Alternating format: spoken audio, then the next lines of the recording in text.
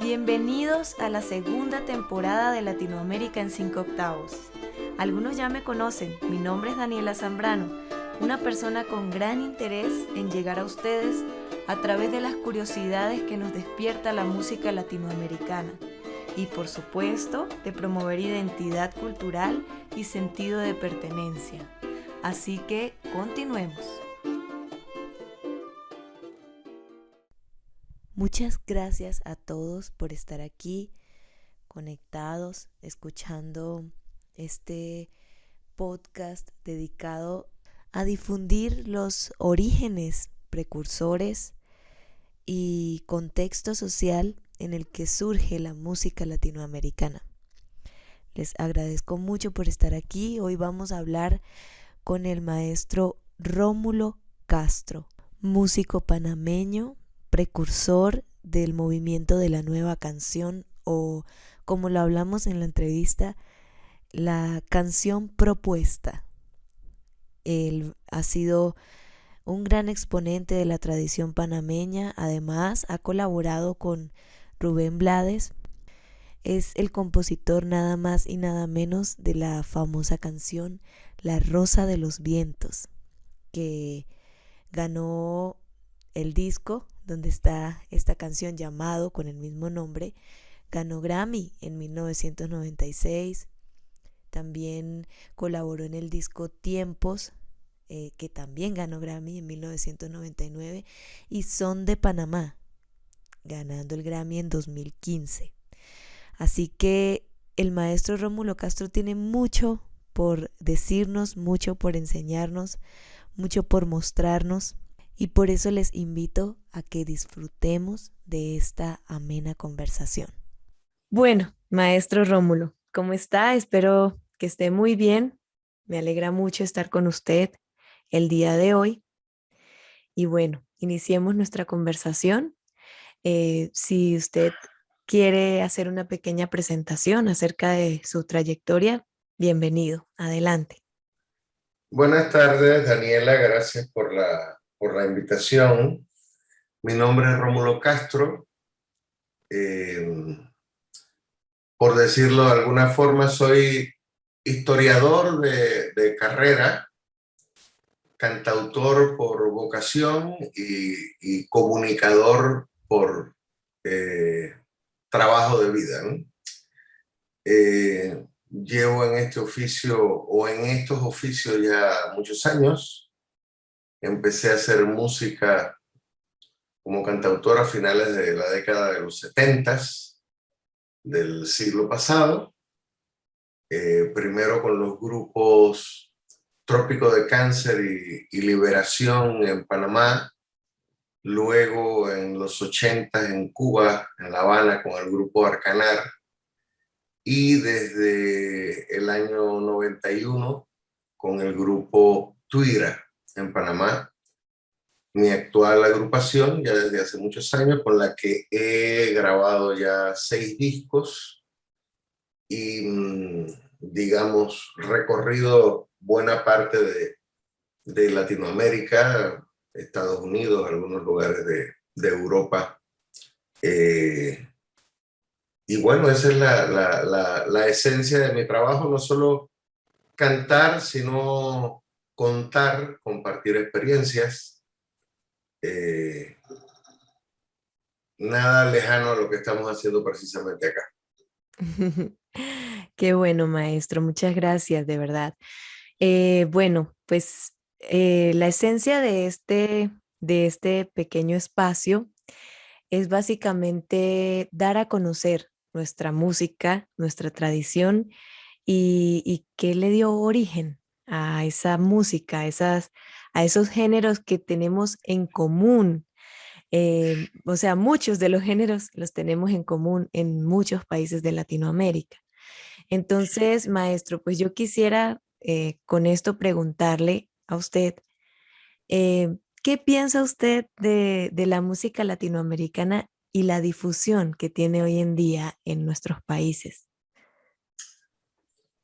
Bueno, ese es un tema, digamos, de mucho kilometraje, un tema sobre el que se ha conversado mucho y sobre el que falta conversar mucho porque el, la importancia de la temática es grande y porque el problema de difusión permanece.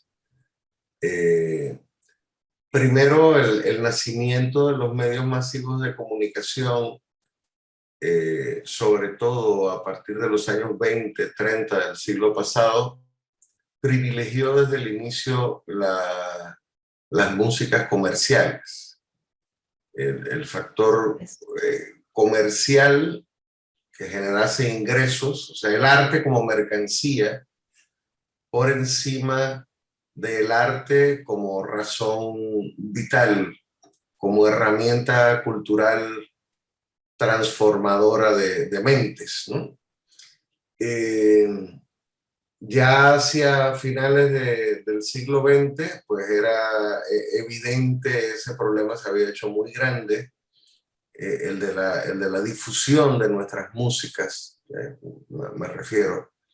Eh, y siempre fue por vías marginales, salvo excepciones muy notorias. Tuvimos que buscarle la vuelta al sistema, ya que el sistema no nos generaba espacios propios para la incubación y la difusión de nuestro arte, no solo de la nueva canción, sino de la música folclórica tradicional en términos generales.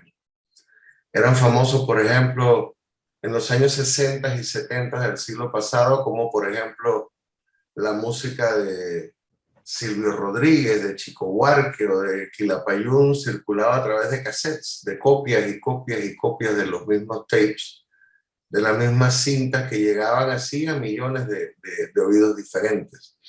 Y esos medios alternativos permitieron la difusión masiva, no institucionalizada, digamos, marginal de todas esas músicas. Hoy en día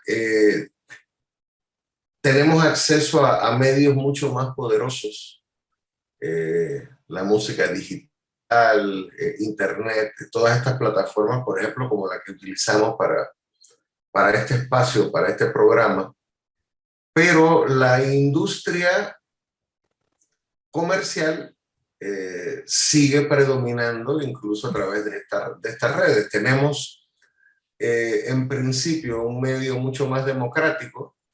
En principio cualquier persona que tenga un celular, una computadora y conexión a internet puede conectarse a la red, pero los espacios masivos de la red son controlados por multinacionales del streaming, de la difusión de la música, en la que si no pagas o si no eres parte del sistema, pues no tendrás un espacio conocido, ¿no? Y eso hace que autores y agrupaciones de muchísima trayectoria y de muchísima calidad se vean relegados a espacios virtuales marginales que no permiten, que siguen sin permitir la difusión de nuestro trabajo. Y de este problema sigue siendo víctima generación tras generación, como decía, no solo los cantautores que como yo se dedican al estudio de la música latinoamericana y de la música del mundo y que tratan de estudiar poesía y de utilizarla como vehículo para contar historias, sino en general todas las músicas que integran nuestro folclore y nuestra tradición, si no se convierten en mercancías, en objetos de venta, de compra y venta, y no se adecúan a los estándares del mercado, pues el mercado no los promociona y los obliga a mantenerse en una especie de semi-olvido. Hasta ahí podría comentar. Totalmente, yo estoy totalmente de acuerdo y con esto quisiera hacerle una pregunta que se me quedó corta en las entrevistas anteriores, y es que yo no soy política, o sea, yo no estoy, sí, como en una corriente u otra. Claro que tengo mi manera de pensar en cuanto a la política, por supuesto, tengo mi punto de vista, ¿sí? Pero Con todo lo que he conversado con los invitados, he llegado a una pequeña conclusión que quisiera que usted me dijera si es cierto o desde su punto de vista cómo es, y es que esto está, o sea, nuestra música, nuestra tradición y la manera en la que podemos difundirla está muy ligado a la política. Por supuesto, así como la política depende de la economía, del sistema en general, que no solo es político. Vivimos bajo un mismo sistema económico y político que adopta modalidades diferentes en cada país, en cada región, pero que al final lo que hace es defender los intereses y los espacios comerciales de De la quienes economía. detentan el poder, de quienes Sí, tienen los sí. recursos económicos, ¿no?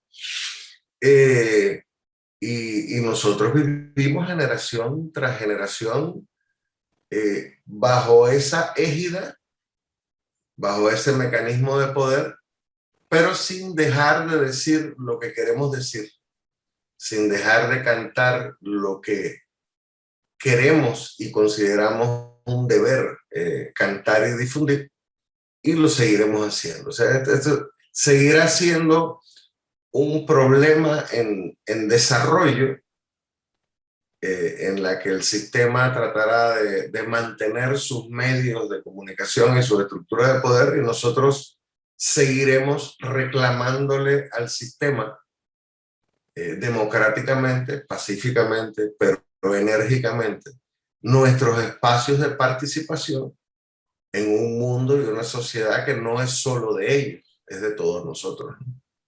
Totalmente. Y bueno, esperando que no nos vulneren nuestro derecho humano imprescindible, que es el derecho a la libertad de expresión, ¿no? Que, pues bueno, lamentablemente en muchos de nuestros países está siendo vulnerado. Pero bueno, maestro, quería preguntarle acerca de Panamá, porque por eso es que estamos aquí. Eh, ¿Qué piensa usted de la difusión de la música panameña, no solo en Latinoamérica, sino en el mundo? ¿Qué pasa con la música panameña? ¿Es conocida, es difundida o se queda dentro de Panamá? Mira, primero comentarte que Panamá es un país muy pequeñito Sí, claro. en tamaño y en población, Población. pero con una diversidad cultural riquísima Sí, que se ha sí. enriquecido en los últimos 500 años, o sea, que ha sumado en los últimos 500 años a las culturas aborígenes que estaban acá cuando llegó el descubrimiento, entre comillas, y la conquista y colonización española. Se han ido sumando oleadas y oleadas de contingentes humanos procedentes de los más diversos rincones del planeta. Sí. Por este hecho que es paraíso e infierno al mismo tiempo, de poseer una región geográfica indispensable para el sistema mundo, para El el comercio. comercio, para el Sí. tránsito. Y así no es solamente desde la construcción del Canal de Panamá, sino desde antes de que llegaran los españoles para la comunicación hemisférica de las culturas prehispánicas y con la llegada de la primera globalización, que fue la conquista española, para la comunicación de regiones tan recónditas del mundo como Filipinas y España a través de las Américas, por ejemplo, ¿no? Entonces, ese caldo de cultivo ha generado en Panamá una música y unas artes y una cultura en general muy diversa, que es al mismo tiempo indígena, prehispánica, africana colonial, de origen español, y luego angloantillana, de los descendientes de esclavos españoles que vinieron de las Antillas de habla inglesa china, Totalmente. italiana, griega, nuevamente española, con nuevos contingentes de migrantes españoles, por ejemplo, de los que yo procedo, eh, que han generado realmente una cultura asombrosamente diversa que se expresa a través de manifestaciones muy, muy hermosas en lo musical.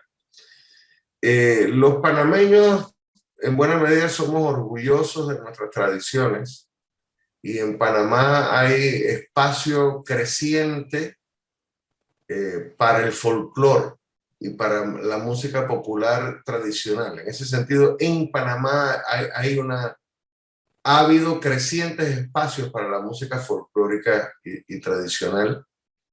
Eh, pero igual estamos insertos en este mundo desigual en el que el espacio para el creador emergente es cada vez menor. Si no eres parte de un sello disquero, de una productora. Y en ese sentido, en los últimos 50, 60, 70 años, solo triunfan aquellos poquitos que pueden emigrar, irse a un mercado más grande y tratar de hacer carrera. Esas aventuras, por ejemplo, las corrieron exitosamente algunos panameños notorios como el maestro Rubén Blades o como el Cholo Pérez, jazzista, que se han convertido, digamos, en íconos de la música popular.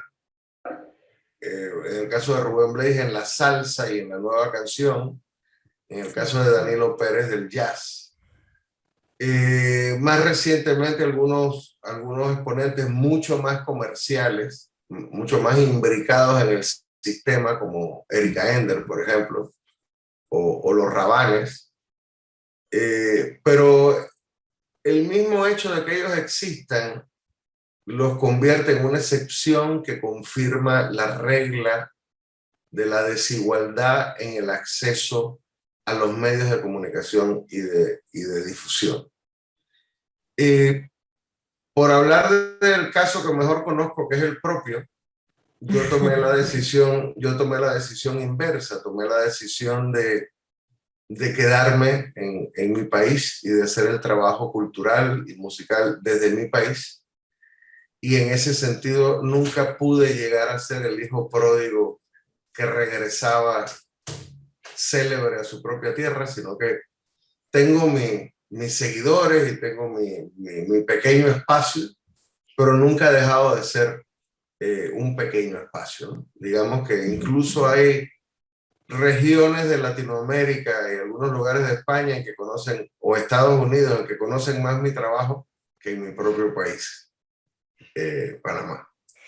Bueno, Y a esas dicen situaciones se enfrentan centenares de mis compatriotas. totalmente, sí, porque dicen que nadie es profeta en su tierra.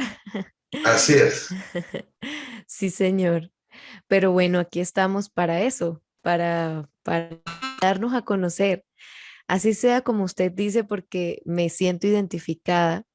Mi espacio es un pequeño espacio, pero no importa, porque yo al segundo episodio me desanimé y dije, no, no voy a seguir porque tiene 10 reproducciones.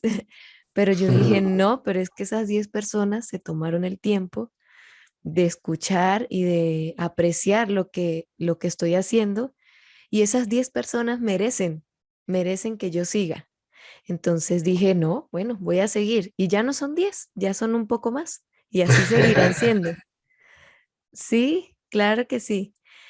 Me parece maravilloso eso que me está diciendo por el lado de su decisión. No me parece maravilloso que no quiero caer en victimizaciones, pero sí tenemos todos los invitados y yo compartimos el punto de vista de que en cierta forma somos víctimas de la industrialización de la música.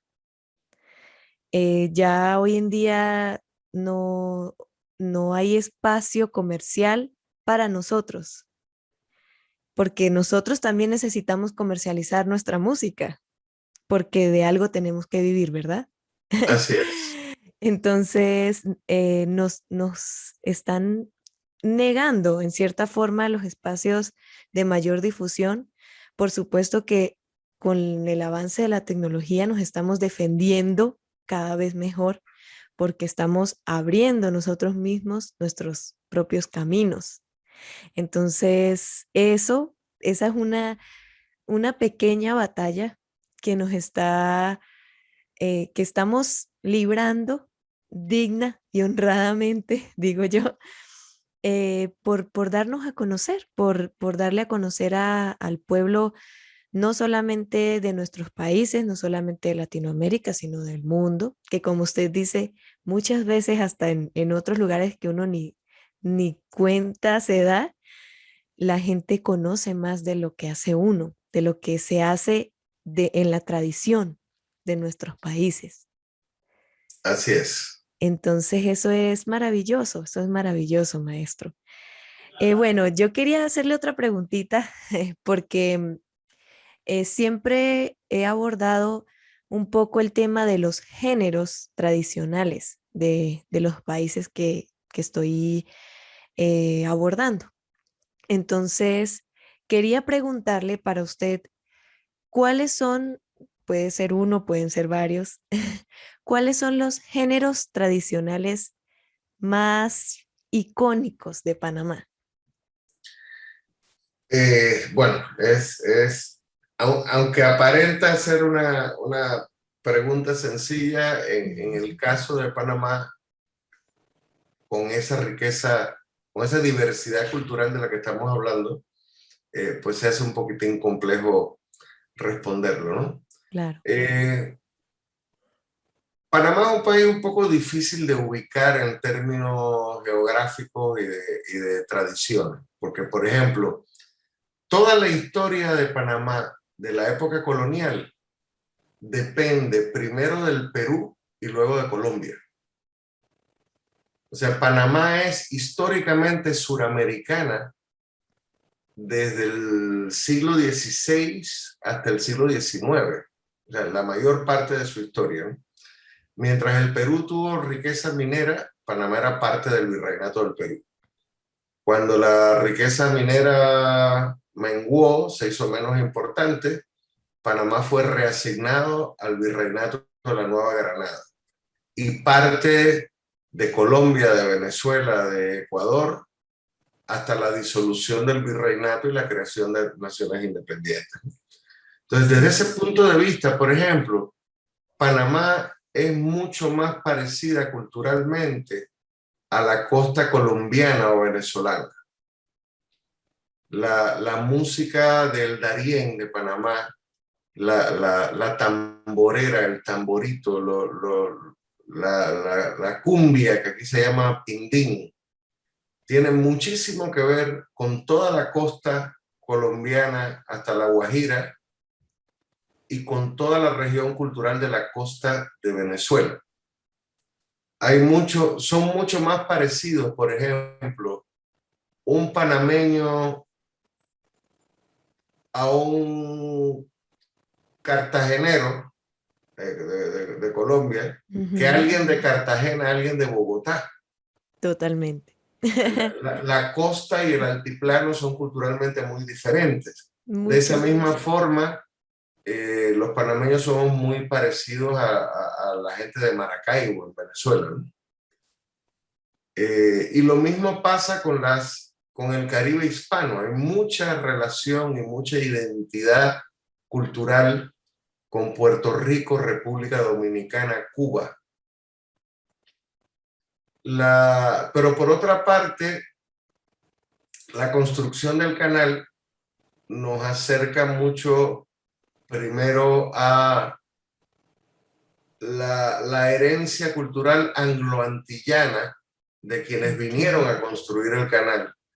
Y hay una relación entonces cultural con el Caribe anglo-antillano, que se proyecta no solo de Jamaica, Barbados, Martinica, etcétera, sino a lo largo de toda la costa de Centroamérica, desde Panamá, pasando por Costa Rica, la zona de Limón, Cahuita, en Nicaragua, la zona de Bluefields, en Honduras, la parte de La Ceiba, y hasta la Guatemala caribeña, que también tiene influencia negra en Livingston, y la música del Caribe en toda la región de México, Yucatán, hasta Veracruz.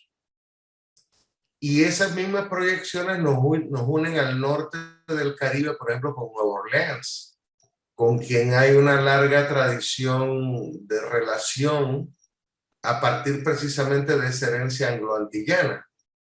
Por Claro. ejemplo, uno de los grandes fundadores del jazz en Nueva Orleans en los años 20 y 30 era un panameño que se llamaba Louis Russell.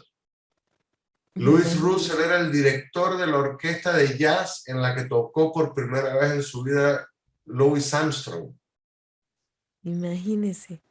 Eso quiere decir, Panamá es también zona de calipso, de jazz, y también, por supuesto, nos guste más o nos guste menos, está muy imbricado, muy relacionado a la evolución del calipso, a la soca, al reggaetón, etcétera, etcétera, ¿no? Entonces somos un puente cultural, un híbrido con muchas manifestaciones culturales, en la que es importante la tradición de la cumbia y del tambor, que es igual en el Darién que en el Chocó colombiano, pero también en el desarrollo del son montuno cubano, que luego acaba convirtiéndose en salsa, del calipso, del jazz, etcétera, etcétera. Sí. En tanto, los panameños somos efectivamente orgullosos de nuestras tradiciones y de nuestra herencia cultural. Esa música tiende a tener espacio, ¿no? Pero en cuanto a esa música empieza a tratar de irse de los cánones, de los espacios del sistema comercial, Sí. que te dice claramente, tienes que tocar música de un solo género musical. O eres de salsa, o eres de rock, o eres baladista, o eres folclore. Pero además el propio sistema te dice, no puedes tocar temas que no sean divertidos. No puedes tocar temas que tengan contenido político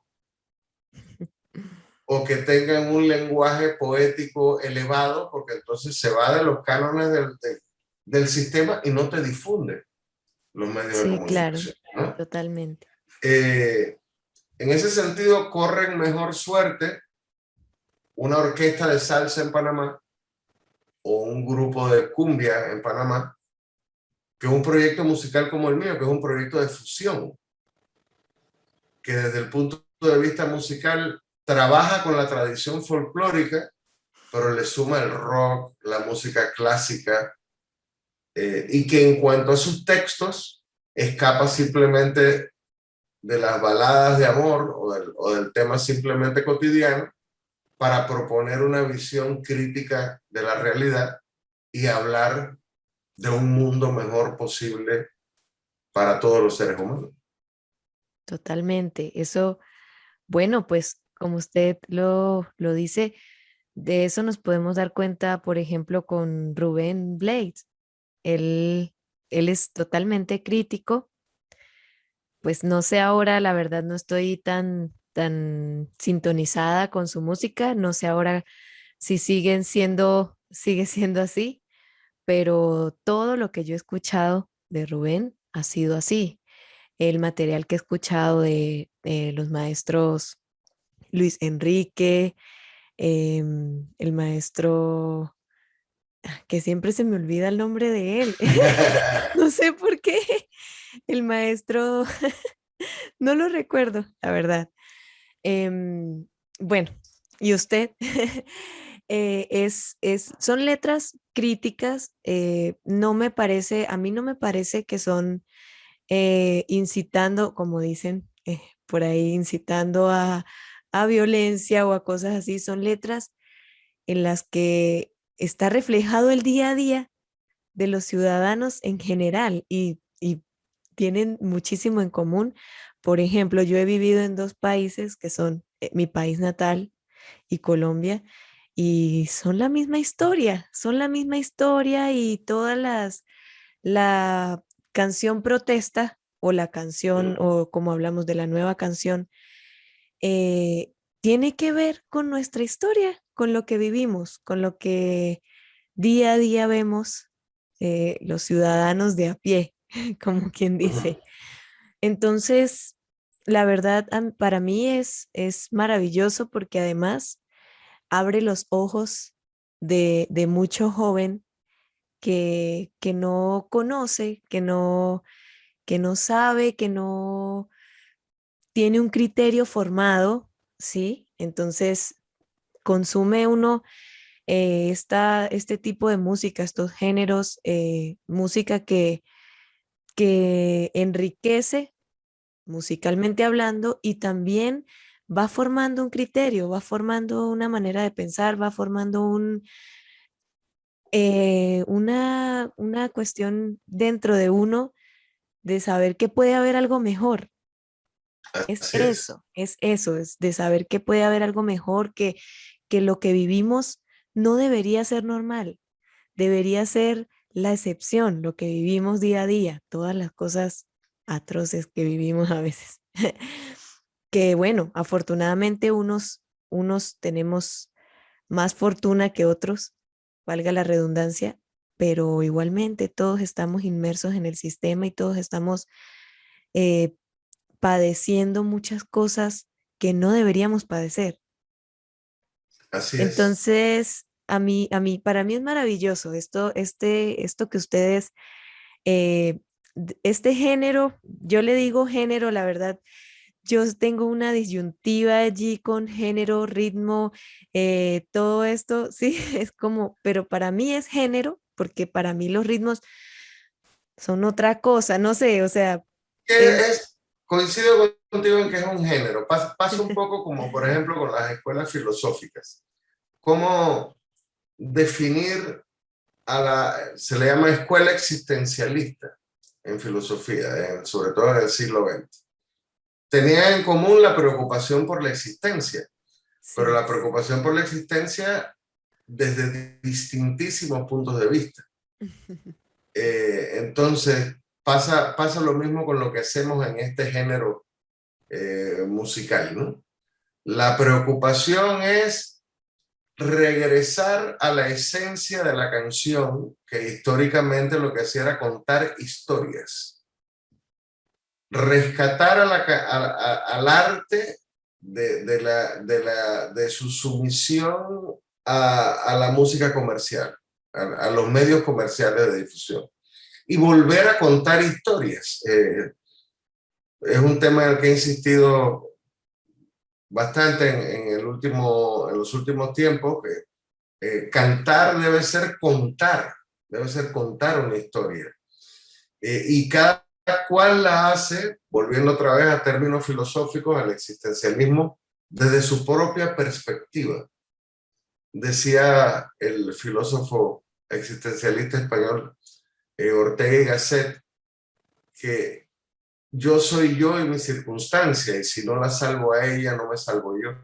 Ok, como ustedes bien saben, la dinámica de estas conversaciones es divina y por eso se alargan bastante. Es por eso que vamos a dejar hasta aquí este segmento y en el próximo episodio concluiremos la conversación con el maestro Rómulo.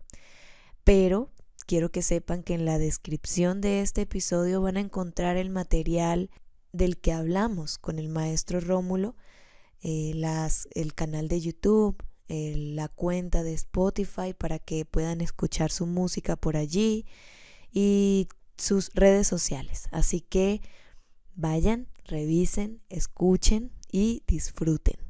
Nos escuchamos el próximo episodio. Muchísimas gracias por escuchar. Recuerden compartir este contenido a todo el que le pueda interesar. También suscribirse a mi canal de YouTube que se llama Daniela Zambrano. Dar like a cada episodio, comentar y si me escuchan por las plataformas de audio digitales, seguir el podcast, dar like, marcarlo como favorito o dar calificación según sea el caso. Muchas gracias.